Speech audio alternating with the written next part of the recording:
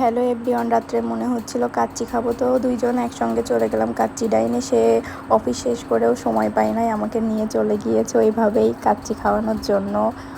তো এই তো দুইজন কাচ্চি ডাইনে চলে গিয়েছিলাম যে আমরা অর্ডার দিব তো দেখছিলাম কোনটা কেমন প্রাইস। আর সামনাসামনি তো কাচ্চি ভাই, ওখানে তো খাবার ছিল না, যার কারণে কাচ্চি ডাইনে চলে এসেছিলাম। তো আমি মেনুটা দেখছিলাম, পরে আপনাদের ভাইয়া বলে দাও আমাকে দাও, আমি দেখি। তো আমরা কাচ্চি খাদকটা অর্ডার করেছিলাম দুইজনের বেশ ভালো মতোই খাওয়া হয়ে যাবে, এই জন্য ওইটা আমরা অর্ডার দিয়েছিলাম। সে আবার মেনু কার্ড চেক করছিল, আর একটা বাদামের শরবত অর্ডার দিয়েছিলাম।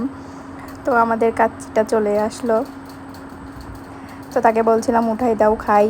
তো সে যে এমনভাবে উঠাচ্ছিল কি বলবো, মানে কোনো রকমই সে উঠাইতে পারছিল না। আমি বলছিলাম ওকে ভালো ভালো পিসগুলো দিয়ে দিও।